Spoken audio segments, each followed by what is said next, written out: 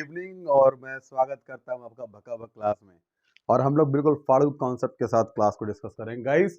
जो अपना अगला वीडियो है ना वो परसेंटेज के ही नेक्स्ट टॉपिक पे है, और परसेंटेज का जो नेक्स्ट टॉपिक है वो होगा हमारा, जैसे कि आयतन होता है ना, आयतन और क्षेत्रफल में वृद्धि।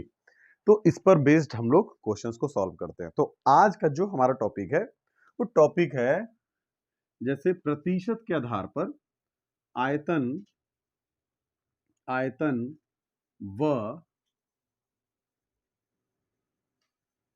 क्षेत्रफल में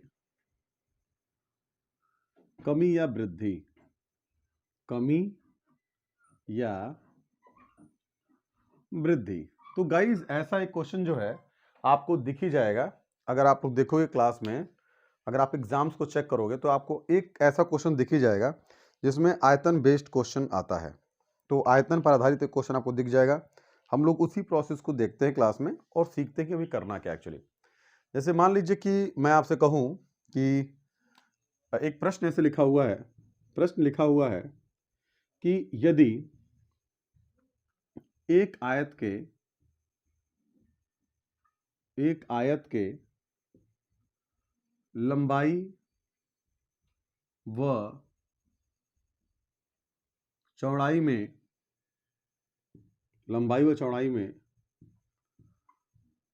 क्रमशः 10% व 20% की वृद्धि कर दी गई तो बताइए उसके क्षेत्रफल पर क्या प्रभाव पड़ेगा। उसके क्षेत्रफल पर क्या प्रभाव पड़ेगा। देखो बच्चों, एक बात को समझो जरा कि उसके क्षेत्रफल पर क्या प्रभाव पड़ेगा, ये हमारा क्वेश्चन है। आप लोग जनरली जानते हो कि जब हम क्षेत्रफल को निकालते हैं तो लंबाई गुणे चौड़ाई कर देते हैं और हमको क्षेत्रफल प्राप्त हो जाता है। लेकिन यहां पर यह कह रहा है कि भाई जो लंबाई है उसमें 10% की वृद्धि कर दी गई और जो चौड़ाई है उसमें जो है 20% की वृद्धि कर दी गई। 20% की वृद्धि कर दी गई तो 10% की वृद्धि और 20% की वृद्धि। तो बच्चों मान लो कि हम लंबाई की बात करें, लेंथ की बात करें, तो अगर 10% की वृद्धि हुई है तो मान लो कि पहली लंबाई अगर 10% की वृद्धि हुई है तो 10% की बच्चों फ्रैक्शनल वैल्यू होती क्या है, तो हम बोलते हैं 1/10, यानी कि 10 पर 1 बढ़ गया। तो पहले जो लंबाई है वो 10 है और 1 बढ़ गया तो कितना हो गया, 11। दूसरा अगर देखें, अगर हम चौड़ाई की बात करें तो 20% की वृद्धि हो रही है तो 20% का फ्रैक्शनल वैल्यू होता क्या है, 1/5 होता है, यानी कि 5 पर 1 बढ़ गया, यानी कि पहले 5 था चौड़ाई और अब कितना हो गया, 6 हो गया। अगर इन दोनों को हम देखें तो ये कट रहा है, 3 बार में कट रहा है और ये 5 बार में कट रहा है। अगर हम देखें, अब अगर हम देखते हैं कि लंबाई और चौड़ाई में कितना जो डिफरेंस आ रहा है या क्षेत्रफल में कितना डिफरेंस आ रहा है वो कितना है, तो देखो बच्चों निकालने के लिए अगर हम 5 को 5 से कर दें, भाई लंबाई और चौड़ाई का गुणा करते हैं तो क्षेत्रफल निकलता है, तो 5 × 5 करेंगे तो जो पहला आयत है उसका क्षेत्रफल हो गया 25 सेंटीमीटर स्क्वायर या मीटर स्क्वायर, जो भी आप यूनिट लेना चाहो। और अगर हम दूसरे की बात करें तो 11 तियां 33 आ गया। तो जब हमने लंबाई चौड़ाई में प्रतिशत वृद्धि नहीं की थी तो हमारा क्षेत्रफल 25 था, लेकिन जब हम परसेंट की वृद्धि कर दे रहे हैं, 10% 20% की वृद्धि कर दे रहे हैं तो वो 33 आ रहा है। तो 25 पर ये बढ़ गया है, तो 25 पर बढ़ा कितना है, तो बच्चों 25 पर ये बढ़ा है, 25 से कितना ऊपर गया है, तो 8 ऊपर गया है। तो 25 पर कितना गया है, 8। तो 8/25 का मान कितना होगा, तो जब 8/25 का मान हमको नहीं पता है तो हम क्या करेंगे, इसको लिख सकते हैं 8 × 1/25, और 1/25 की जो वैल्यू होती है, इसकी जो वैल्यू होती है वो होती है 4%। कितना होता है बच्चा, 4%। तो 8 गुणे और 4% कर दें तो ये हो जाएगा 32%। 32% की बच्चों क्या हुई है, वृद्धि हुई है। तो ये जो तरीका है ना, ये तरीका है बच्चा फाड़ू कॉन्सेप्ट। और इसको बोलते हैं भकाभक फाड़ू कॉन्सेप्ट। मतलब कैसा भी क्वेश्चन हो फाड़ दो बेटा, ऐसा क्वेश्चन देखो कि आंखों से छेद कर दो बेटा। अगर पेन उठा के कल सॉल्व करना पड़े क्वेश्चन तो कोई मतलब नहीं पढ़ने का।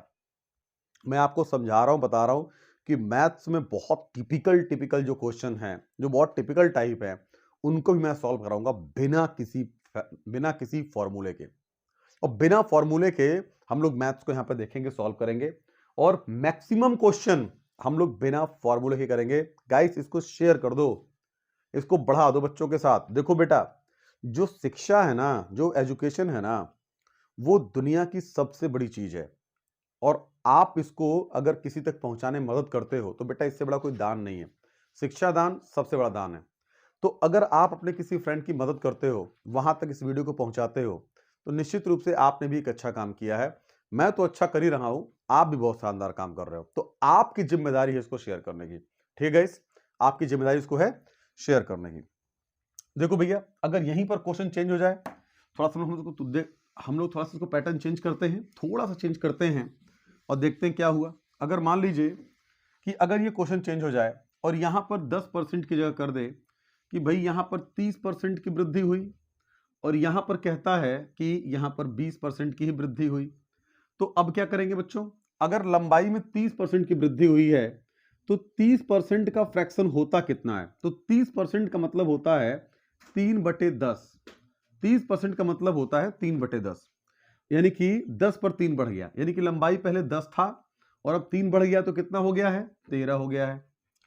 दूसरा देखिए 20%, तो 20% की जो फ्रैक्शन होती है वो 2/10 होती है, या आप कह सकते हो 1/5, यानी कि पहले 5 था और अब 1 बढ़ गया है, तो कितना हो गया? 6। तो 5 से कितना हो गया बच्चों? 6। अगर हम यहां से निकालते हैं एरिया, तो 2 तियां और 2 पच्चे, भाई ये कट जाएगा। बेटा हमेशा क्रॉस काटते हैं, कभी ऊपर नीचे नहीं काटते हैं। इससे ये कट जाएगा, इससे ये कट जाएगा, कटता है तो काट दीजिए। तो अगर हमको निकालना है एरिया, तो लंबाई गुणे चौड़ाई करेंगे, तो 5 × 5 कितना हो गया? 25 हो गया। और यहां पे 13 तियां 39 हो गया। कितना हो गया बच्चा? 39। तो बताओ 25 पे अभी कितना बढ़ रहा है? 25 पे बच्चों अभी ये बढ़ रहा है 14। 25 पे कितना बढ़ रहा है? 14 बढ़ रहा है। तो 25 पे कितना बढ़ रहा है?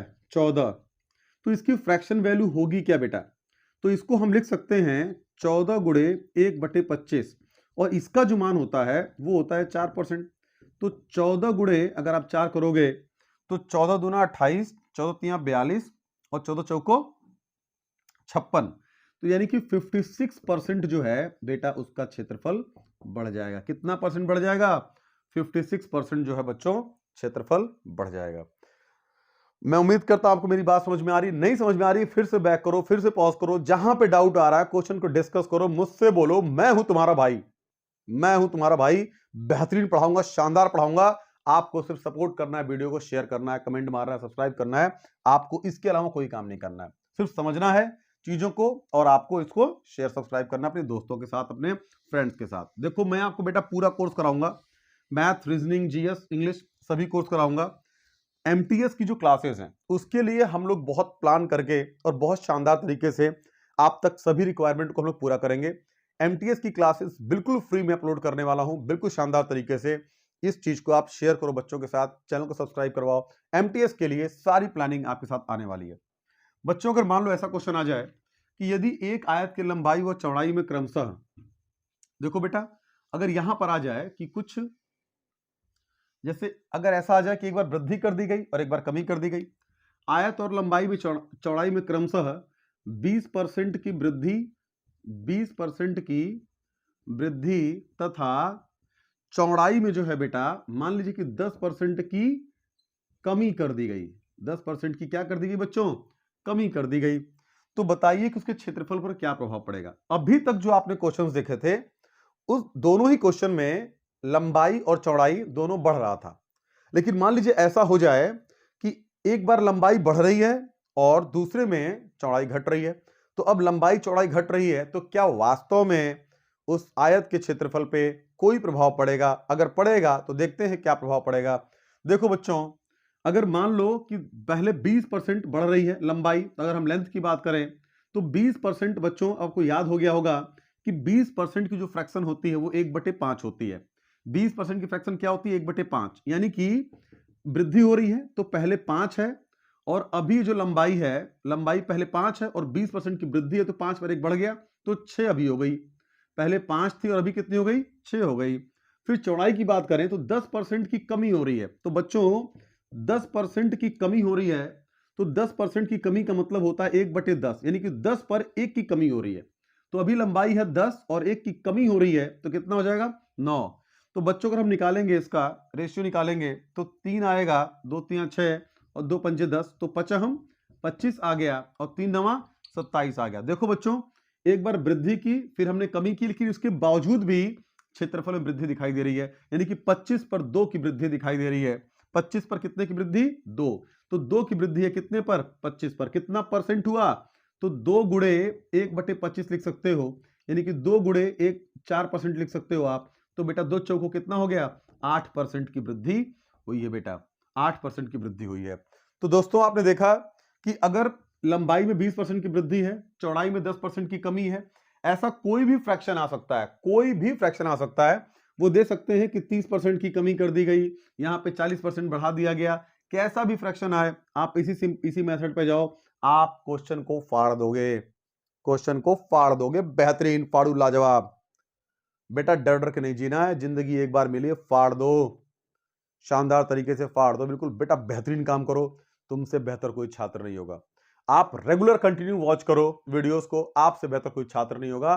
बेटा पढ़ाई का दूसरा कोई विकल्प नहीं है। ये जो मेरे व्यूज कम आ रहे हैं ना, इसको बढ़ाओ यार। तुम लोग क्या कर रहे हो यार? शेयर करो, चैनल को दबा के शेयर करो बेटा, दबा के शेयर करो, दबा के लोगों को बोलो कि वो आए, ऑनलाइन पढ़ें, फ्री ऑफ कॉस्ट पढ़ें, चीजों को देखें बेटा, ठीक है। तो हमने इसको देखा, अभी हम कुछ दूसरे तरह के क्वेश्चन को देखते हैं कि जैसे कि इसके आयतन वगैरह पे क्या क्वेश्चन वगैरह बनता है, इसको देखते हैं बच्चों।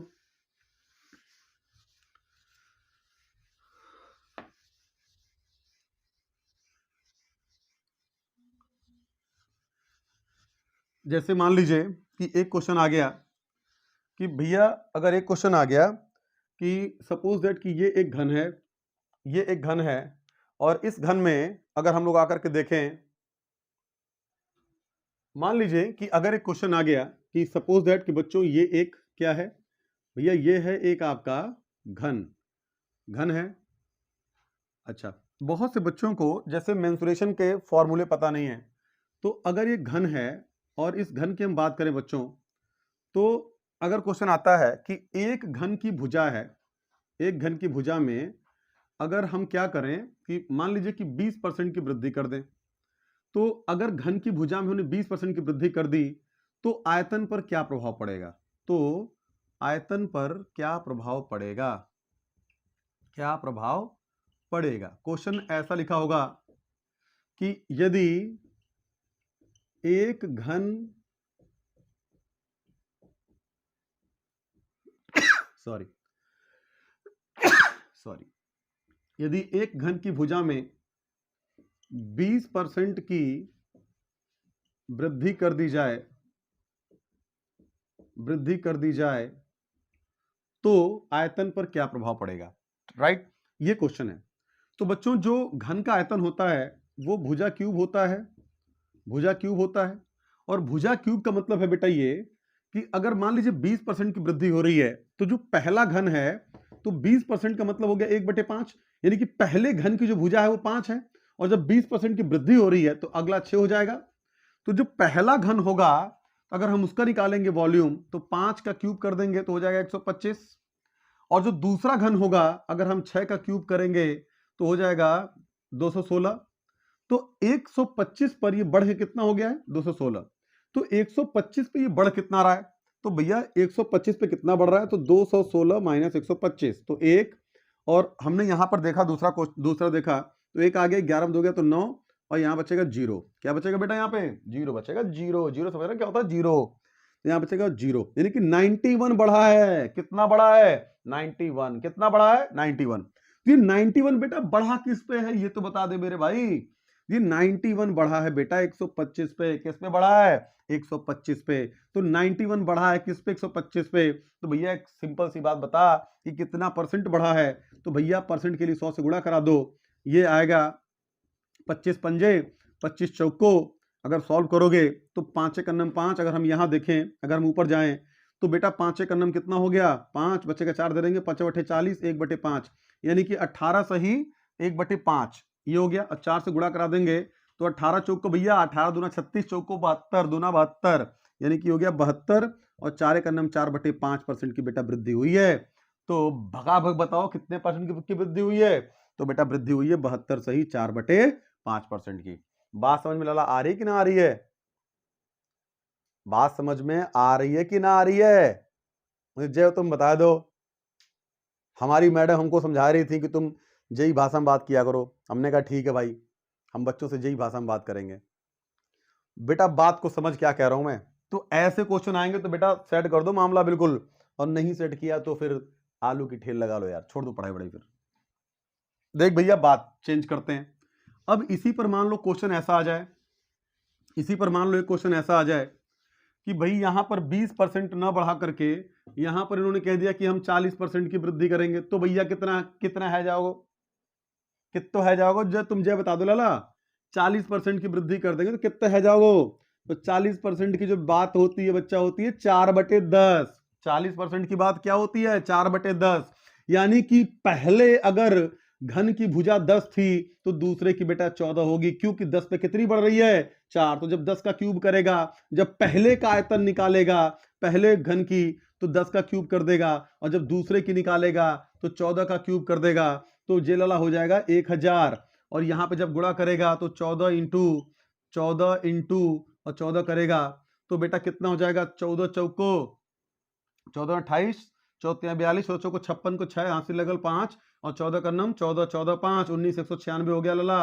और इसको फिर 14 से गुणा कर दे, तो 14 से गुणा करेगा तो 196 इंटू 14 कर दे बच्चा, तो 4 छक्के 24 हाथ से लगल 2, 4 9 36, 2 38 हाथ से लगल 3, 4 करम 4 3 7, और 6 9 1 4 8 6 14 हाथ से लगा 1, 9 1 10 7 17 हाथ से लगा 1, और हो जाएगा 2744। कितना आ गया बेटा? 2744 आ गया। तो पहले का आयतन बता 1000 आ रहा है, दूसरे का आयतन बता 2744 आ रहा है, तो भैया 1000 पे कितना बढ़ रहा है ये? तो 1000 पे बच्चा बढ़ रहा है कितना?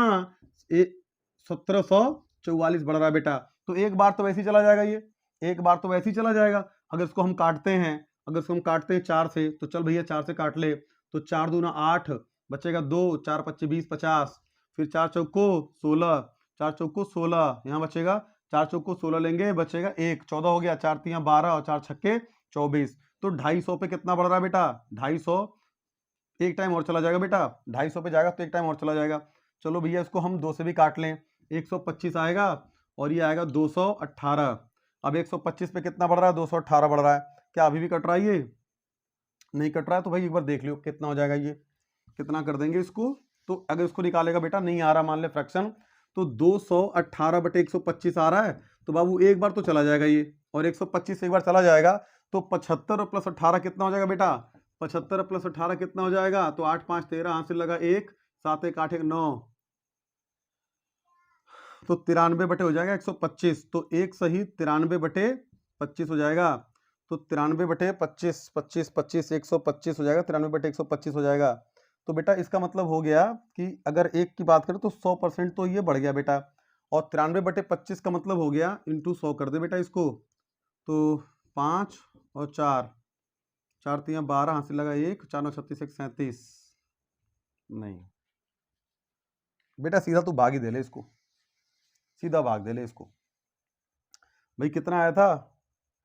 218 को तुम 125 से भाग दे लो बेटा, तो 125 से भाग दोगे तो ये आ जाएगा, एक बार जाएगा 125 आएगा, कितना बचेगा? 3, और यहाँ बचे 11 में से 9 गया 2। फिर यहाँ पर तुम क्या करोगे बेटा? पॉइंट लगाओगे, और पॉइंट लगाओगे और यहाँ पर तुम क्या करोगे? 0 बढ़ाओगे बेटा। तो 125 का लगभग कितनी बार चला जाएगा? 7 बार ले लें, 7 बार चला जाएगा।